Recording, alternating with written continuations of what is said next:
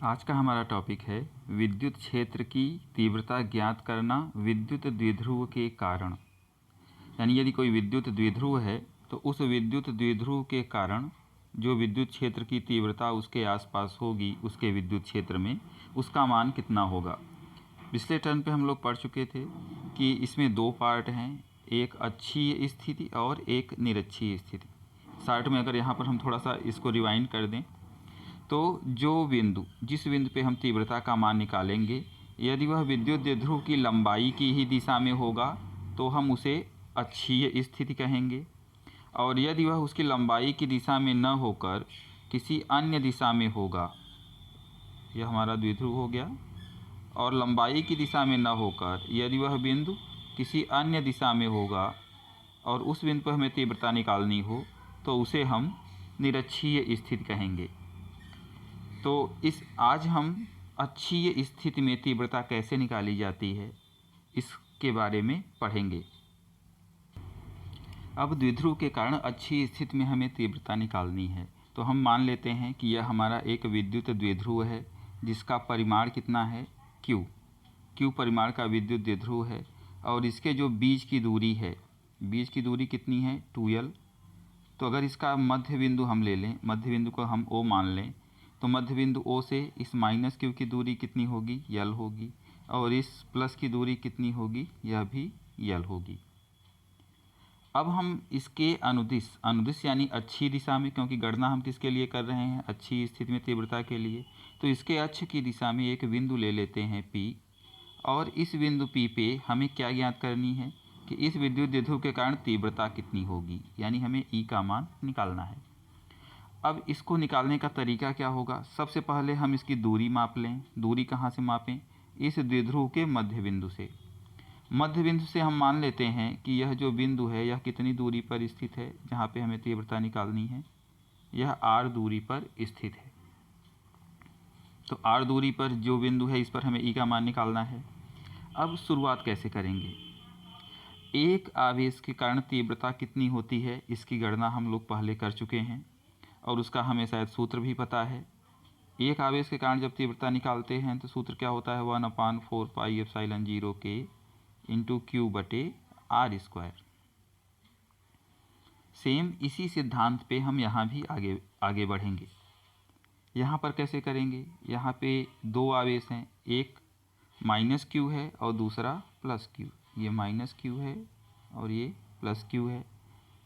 इसके मध्य बिंदु से हम दूरियां माप रहे हैं, तो मध्य बिंदु से जो दूरी है वह कितनी है, बिंदु P की r हमने मान ली। मध्य बिंदु से जो दोनों आवेश हैं, एक L दूरी पे है और दूसरा भी L दूरी पर है। तो यदि हमसे कहा जाए कि इस +Q आवेश के कारण इस पर तीव्रता कितनी होगी, +Q आवेश के कारण भी बिंदु P पर तीव्रता का कुछ मान होगा और -Q के कारण भी तीव्रता का कुछ मान होगा। +Q के कारण जो तीव्रता है हम मान लेते हैं कि वह कितनी है बिंदु P पर, E1, और इस -Q के कारण जो तीव्रता है वह हम मान लेते हैं कितनी है, E2। +Q के कारण E1 और -Q के कारण E2। अब करना क्या है, P पर दोनों के कारण तीव्रता होगी, तो E1 का मान निकाल लें कि एक आवेश से कितनी तीव्रता है, फिर E2 का मान निकाल लें कितनी तीव्रता है, और फिर दोनों को हम क्या करें, बीजगणितीय नियम से जोड़ दें। और एक आवेश के कारण कितनी तीव्रता होती है वो तो हमने बता ही दिया, 1/4πε0 के इंटू Q/r²। कुछ इस प्रकार का आपका यह चित्र होगा। जैसे यहाँ पे देखिए, ये -Q आवेश, ये +Q आवेश, दोनों का यह मध्य बिंदु O है, और इस मध्य बिंदु O से जो बिंदु है वह कितनी दूरी पर है, r दूरी पर है। अब क्या करना है, +Q के कारण तीव्रता निकालनी है और माइनस के कारण। तो +Q के कारण तीव्रता हमने कितनी मानी, E1, और माइनस के कारण तीव्रता कितनी मानी है, E2। सूत्र हमें पता है। अब E1 का अगर हम मान निकालना चाहें तो हमें क्या क्या चाहिए, सूत्र क्या कहता है, सूत्र कहता है कि एक आवेश के कारण आप निकालेंगे तो 1/4πε0 के इंटू क्यू बटे आर स्क्वायर, यानी दो चीज़ें चाहिए, एक तो क्यू चाहिए और दूसरा आर चाहिए, यानी आवेश का मान। अब प्लस क्यू के कारण हमने E1 माना है, तब E1 का मान निकालना है, तो E के स्थान पे तो E1 हो जाएगा 1/4πε0 के आवेश कितना है, परिमाण दोनों का समान है क्योंकि विद्युत द्विध्रुव है, तो आवेश तो Q हो गया। दूरी यानी इस प्लस Q आवेश से इस बिंदु के बीच की दूरी, अब दूरी कितनी रखेंगे, दूरी पे आइए, तो यहाँ पर देखिए O से जो हमने यह दूरी मापी थी बिंदु की, वह कितनी है, R है, यानी मध्य बिंदु से। जबकि अब हमें दूरी कहाँ से मापनी है, इस धन आवेश से। तो धन आवेश से जब दूरी मापेंगे तो P से लेकर के यहाँ तक की दूरी R थी, लेकिन अब यह उससे इतनी दूरी पहले है, कितनी दूरी, L दूरी, यानी इस R में से अगर हम L घटा दें तो प्लस Q आवेश से E के बीच की दूरी हमें मिल जाएगी।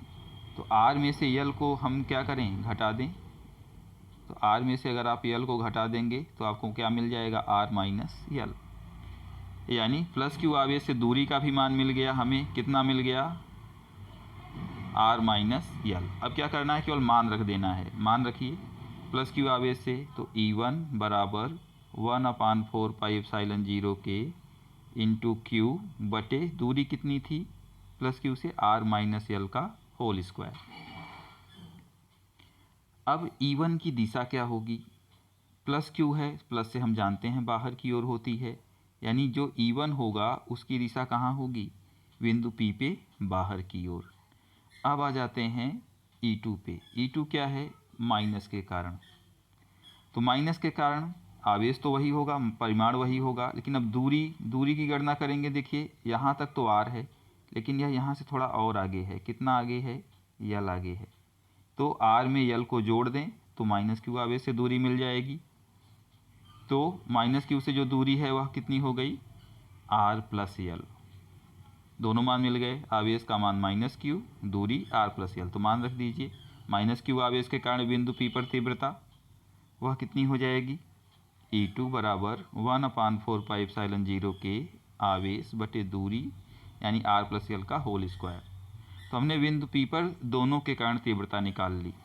अब यह प्लस था, इसके कारण जो E1 था, E1 की दिशा क्या थी, बाहर की ओर। E2 क्या होगा, माइनस है, माइनस है, विद्युत बल रेखाएं इसकी ओर आएंगी, इसकी ओर आएंगी, तो इसकी दिशा क्या होगी, अंदर की ओर, यानी P पे दोनों के कारण विद्युत क्षेत्र की तीव्रता तो है, लेकिन एक के कारण उसकी दिशा बाहर की ओर है प्लस Q के कारण, और माइनस Q के कारण इसकी दिशा अंदर की ओर है। तो अब परिणामी कितना होगा, जैसे यह बिंदु P है, इस बिंदु पे P पे इधर लग रहा है E1 और इधर लग रहा है E2। अब हम मान लेते हैं कि परिणामी है E। अब परिणामी यानी बिंदु P पे परिणामी तीव्रता E। अब E कैसे निकालेंगे, E निकालने के लिए क्या होगा, इनको बीजगणितीय विधि से जोड़ना होगा। अब इसमें से या तो हो सकता है दोनों बराबर हों, या तो एक अधिक हो एक कम हो, तो ये कैसे पता चलेगा कौन अधिक है और कौन कम है, जो अधिक होगा उसी में से कम वाला घटा देंगे। अब E1 अधिक है या E2, तीव्रता जब हम निकालेंगे तो जो आवेश पास में होगा उसके कारण तीव्रता ज़्यादा होगी, और जो आवेश दूर होगा उसके कारण तीव्रता कम होगी। तो इस बिंदु से पास में आवेश कौन है, Q, प्लस Q, और प्लस Q के कारण तीव्रता कितनी है, E1, यानी E1 का मान ज़्यादा होगा तुलना में E2 के। तो जब परिणामी निकालेंगे तो क्या करेंगे, इस E1 में से घटा देंगे किसको, E2 को, तो बिंदु P पर हमें परिणामी तीव्रता का मान मिल जाएगा। तो अब क्या करना है, E1 हमें पता ही है, हमने यहाँ निकाला है, E2 हमें पता ही है, वह भी हमने निकाल लिया है। तो परिणामी निकालने के लिए अब क्या करना होगा कि परिणामी तीव्रता को अगर हम E मान रहे हैं तो E बराबर E1 माइनस E2, तो इन्हीं दोनों मानों को हमें यहाँ पर रख देना है और रख करके इसको हल करना है। अब P पर तीव्रता निकालने के लिए हम दोनों मानों को रख दें, E बराबर E1 माइनस E2 में E1 का मान हमने निकाला है प्लस Q आवेश के कारण 1/4πε0 के इंटू क्यू बटे आर माइनस एल का होल स्क्वायर। इसी प्रकार माइनस चिन्ह है तो माइनस हमने लगा दिया। E2 का मान 1/4πε0 के इंटू क्यू बटे आर प्लस एल का होल स्क्वायर। अब इसे हमें हल करना है। हल करने पर हमें बिंदु P पर तीव्रता E का मान मिल जाएगा। अब दोनों में देखिए Q दोनों में है, यहाँ भी है, यहाँ भी है। 1/4πε0 के यहाँ भी है, यहाँ भी है। तो इसको हम कॉमन ले लें, उभयनिष्ठ ले लें। उभयनिष्ठ हमने ले लिया Q बटे 4πε0 के। यहाँ से जब Q बटे 4πε0 के हमने ले लिया तो कितना बचा? 1/r माइनस एल का होल स्क्वायर। ऐसे ही यहाँ से जब हमने Q बटे 4πε0 के कॉमन ले लिया तो यहाँ पर भी कितना बचा? 1/r माइनस एल का होल स्क्वायर।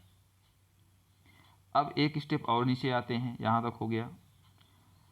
अब यहाँ पर देखिए, यहाँ पे दो पद हैं, 1/r माइनस एल का whole square minus 1/r plus l का होल स्क्वायर। अब इन दोनों में हम नीचे लघुत्तम ले लें। लघुत्तम कितना आएगा? यहाँ पे हमने लिखा है r square minus l square का होल स्क्वायर। लघुत्तम लेंगे तो कितना हमें लिखना चाहिए था? हम यहाँ लिखते 1/r माइनस एल का होल स्क्वायर और r प्लस एल का होल स्क्वायर। ये हुआ। अब 1 माइनस आर माइनस एल और r प्लस एल, हम लोगों ने एक सूत्र पढ़ा है a प्लस बी और a minus b. a plus b a minus b कितना होता है? a square minus b square. तो जब इन दोनों का हमने लघुत्तम लिया तो क्या आया? r माइनस एल का whole square into r plus l का होल स्क्वायर। तो ये r minus l r plus l, तो a minus b a plus b. तो इसको क्या लिख सकते हैं? a square minus b square. तो वही हमने यहाँ लिख दिया r square minus l square, और स्क्वायर तो पहले से था, और वही मान हमने यहाँ लिख दिया r square minus l square का होल स्क्वायर। अब क्या करेंगे? अब r माइनस एल का होल स्क्वायर है तो यहाँ से अगर r माइनस एल का होल स्क्वायर एक बार जाएगा, यहाँ पे क्या है? r माइनस एल का होल स्क्वायर और r प्लस एल का होल स्क्वायर। अब r माइनस एल लघुत्तम आप लोग लेना जानते होंगे। r माइनस एल से 1 टाइम जाएगा, बचेगा कितना? r plus L. r plus l का गुणा किससे हो जाएगा? 1 से। कितना आएगा? r प्लस एल का होल स्क्वायर। तो वो हमने यहाँ लिख दिया। चिन्ह क्या है? माइनस, तो माइनस लगा दिया। अब दूसरे में r प्लस एल है तो r प्लस एल से 1 टाइम जाएगा, बचेगा कितना? r minus L. r minus l का गुणा 1 से करेंगे तो कितना आ जाएगा? r माइनस एल का होल स्क्वायर। तो यहाँ तक क्लियर हो गया। अब क्या करना है? आगे इसी को हमें थोड़ा और सरल करना है। अब यहाँ पर देखिए दो ग्रुप आ गए, एक r प्लस एल का होल स्क्वायर और दूसरा r माइनस एल का होल स्क्वायर। तो एक ढंग से यह सूत्र आप लोगों ने पढ़ा होगा a प्लस बी का होल स्क्वायर और a माइनस बी का होल स्क्वायर। ये हम जानते हैं a प्लस बी का whole square a square plus B square plus 2ab, a minus B का whole square a square plus B square minus 2ab। तो इसी सूत्र से हम इस r प्लस एल, यहाँ a की जगह हम r को मान लें और b की जगह एल को मान लें, तो उसी से हमें इन दोनों ब्रैकेट को हल करना है। हल करिए, ओपन करते हैं। r प्लस एल का होल स्क्वायर क्या होगा? r square plus l square plus 2rl, a square plus B square plus 2ab से। अब r माइनस एल को हल करिए तो r square plus l square minus 2rl, लेकिन इसके पहले चिन्ह क्या था? माइनस। तो जब हम इस ब्रैकेट को खोलेंगे तो चिन्ह क्या होंगे? बदल जाएंगे। तो ये minus r square minus l square और जो माइनस 2rl था वह क्या हो गया? Plus 2rl। अब यहाँ पर देखें क्या क्या कर सकता है। तो यहाँ पे देखिए ये है प्लस आर स्क्वायर, ये है माइनस आर स्क्वायर, ये दोनों कट जाएंगे। अब यहाँ पर plus l square minus l square, ये भी कट जाएगा। बचेगा कितना? केवल प्लस 2rl और प्लस 2rl। तो +2RL जुड़ गया, कितना हो जाएगा 4RL। तो नीचे हम लिख सकते हैं 1/4πε0 के, बाकी सब कैंसिल हो गया, 4RL बटे R² माइनस L² का होल स्क्वायर। अब इस 4RL को अगर हम लिखना चाहें तो 4RL इंटू क्यू है, तो हमने इसको दो भागों में तोड़ दिया, 2 को, 4 को लिख दिया 2 इंटू 2, क्यू को इसके पास 2 इंटू 2 इसको लिख सकते हैं 2 इंटू 2, क्यू को लाते हैं, हमने क्यू लिख दिया, 2 को यल के साथ लिख दिया, इंटू आर बचा तो हमने आर लिख दिया। इस पूरे भाग को हमने अपने ढंग से थोड़ा सा सेट कर लिया। 4 को 2 इंटू 2 लिख दिया, क्यू को हम बीच में ले आए और जो एक 2 था उसको हमने यल के साथ लिख दिया। तो ये बीच में एक भौतिक राशि बन गई Q इंटू 2L, और Q इंटू 2L को हम क्या कहते हैं, विद्युत द्विध्रुव आघूर्ण P।